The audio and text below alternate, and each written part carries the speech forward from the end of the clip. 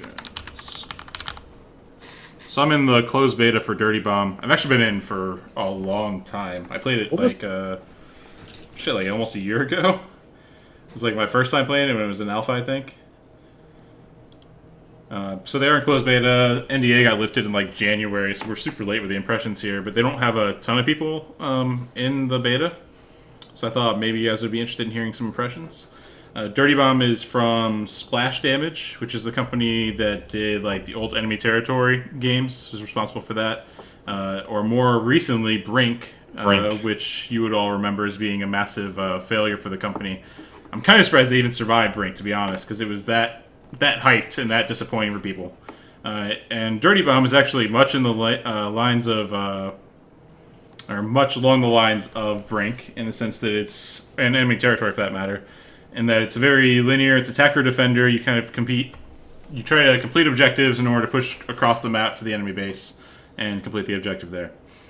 So it's also class-based. There are healer class, sniper class, like assault class, and some like kind of other ones mixed in. They're doing it as heroes though, like along the Dota or League kind of format. They call them mercs. So within the medic class, you also have separate characters. Like one would have just a health pack that you pick up and you get a health. The other one would have like a healing station where it's like a heal over time type deal.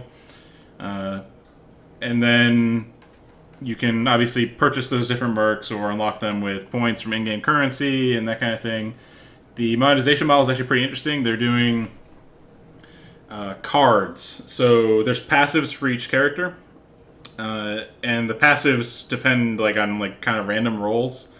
And they're tiered. So like if you're in the iron tier, which is the lowest, you'll have like 2 passives. And if you go to gold tier, you'll have like 4 passives. And they're a little bit better. Okay. So a character with a gold tier card does have an advantage over someone with an iron tier card because they have extra passives and potentially have like farmed out to get the ones they want for their playstyle. And you get those by opening cases, which are like the usual monetization crap. But you can get cases through earning the currency in game. I was able to get pretty far, but I don't know how much they've cranked it up from for alpha or for beta. So I don't know how I feel, but it is kind of pay to win in a sense. It's either pay to win or play a lot, you know? Right. Which is how a lot of these games are handling it now. So it's pretty interesting. The gameplay is pretty good. It has a really high skill gap. You have to get headshots. It's pretty much the name of the game. So you have to be really good with a rifle and kind of keeping headshots, keeping your gun line on their head, because the kill times are really long as well. So it's high kill times with headshots as the significant modifier to get those times down. Which is usually a pretty good recipe for the game being skill based. Mm-hmm. I've seen good players just absolutely shit on rooms, which is encouraging.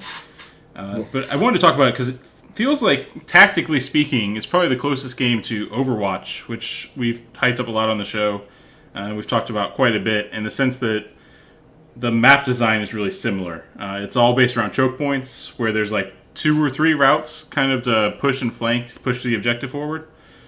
They even, in some cases, have literally the same escort mode where you're escorting a vehicle across the map and you have to like repair it in order to get it moving, and then you stand next to it to push it, you know. Same type of mode, and you are just kind of pushing your way along the map, trying to gain map control in order to push your spawn point further and further until you get to the end. And it was pretty interesting thinking about it, because it was like, this is probably pretty similar to how like Overwatch might play out, where you are working in pairs or threes to kind of push up one side and get some map control. Yeah, I could see that. It's class-based, right?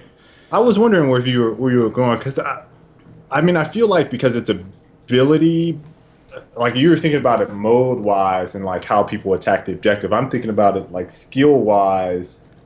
It seems more like I don't want to call it like a smite. I don't even know what that genre is for Overwatch, but it just doesn't feel like it's like if Destiny was just abilities and no guns, that's what I feel like Overwatch is gonna be.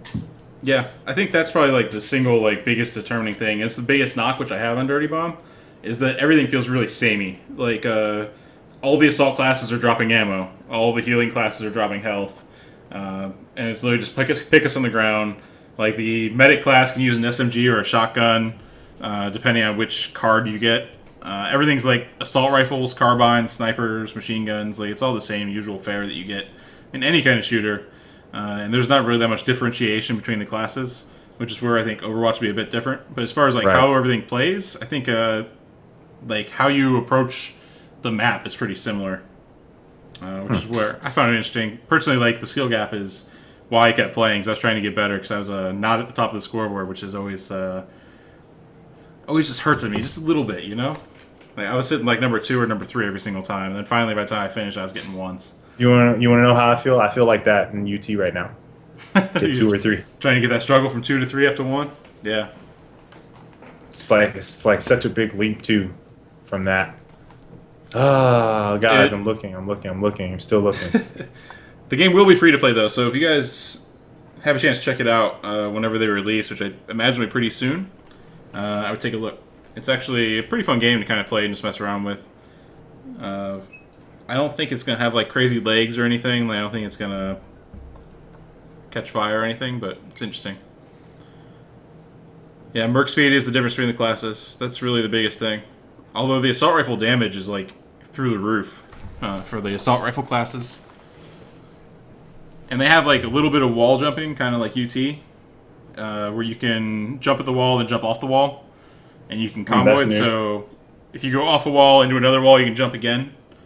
And I even saw there was one passive for the like scout class that can jump 3 times, so you can do like some ninja jumps off walls. But it doesn't really have a huge effect on gameplay, because if you're moving like that, you just get smoked because it's all close quarter, or it's all choke points, right? Right. So like generally, I didn't see it having a huge impact. Do you think that there will, based on the gameplay you saw, you think there will likely be a competitive community around it? Maybe a small one? Probably a small one. I think it'll be played a little bit by the Team Fortress guys and a little bit by the enemy territory guys that have been waiting for a game to play. Like there's always been a scene around that, just kind of small niche scene, right? It's the same group that hopped all over Brink when it came out and were trying to make it competitive, if you remember. Not so good. Kind of. I also think matchmaking needs some fix. That's the thing, is the matchmaking is impossible to judge right now, because I checked the server browser and there was like maybe 100 people online when I was playing. So like there's not much. It kept putting me in European servers as a result. Okay, that makes sense. So it's really hard to judge any of that stuff. Or even like how good the game will be when you are skill matched. You know? Yeah. And so a lot of these servers were like, it was the 2 or 3 guys on each team that knew what they were doing, just duking it out. And if the numbers weren't even, then it was a complete blowout. Anyways, check it out when it goes free, guys. Or if you get a beta invite, if you have a beta invite sitting on it, I think it's worth checking out. That's all I got for that. All right. I like it. All right, let me see what else we got.